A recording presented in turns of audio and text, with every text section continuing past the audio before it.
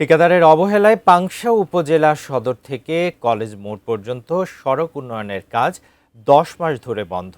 সড়ক ব্যবহারকারীদের দুর্ভোগ চরম। এ বিষয়ে বিস্তারিত জানাতে শিল্পকলা মোড় এলাকা থেকে যুক্ত হচ্ছেন প্রতিনিধি মাসুদ রেজা শিশির। মাসুদ রেজা শিশির, এই যে এতদিন দীর্ঘদিন যাবৎ কাজ বন্ধ রয়েছে, এ ব্যাপারে প্রশাসন বা কর্তৃপক্ষ কি বলছেন? জান্নাত, ধন্যবাদ আপনাকে। আপনি যেমনটি বলছিলেন, আসলে আমি এই মুহূর্তে দাঁড়িয়ে আছি পাংশা উপজেলার একেবারে হেডকোয়ার্টার যেটা বলে, উপজেলা উপজেলার যে মোড়, সেই মোড়ের একদম মাঝখানে দাঁড়িয়ে আছি শিল্পকলা মোড় এলাকায়।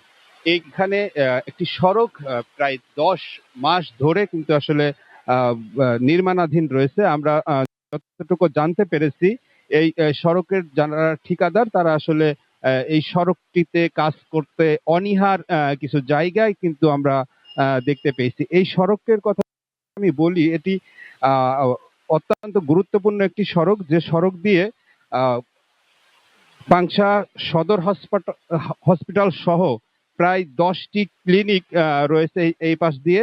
সেই ক্লিনিকে রোগী এবং এখানে পাংশা সরকারি কলেজ, পাংশা জর্জ সরকারি উচ্চ বিদ্যালয়, পাংশা সিদ্দিকিয়া মাদ্রাসা সহ অসংখ্য শিক্ষার্থী, শিক্ষক এবং পথচারীরা কিন্তু এই সড়কটি ব্যবহার করে আসছে দীর্ঘদিন ধরে।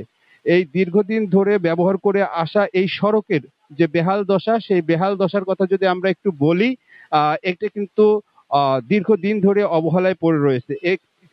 এটি চুয়াডাঙ্গার একটি ঠিকাদারি প্রতিষ্ঠান জাকাউল্লাহ অ্যান্ড ব্রাদার্স নামক একটি প্রতিষ্ঠান এই কাজটি করছে, যে কাজের চুক্তি মূল্য ১০ কোটি টাকা, ১০ কোটি টাকারও বেশি।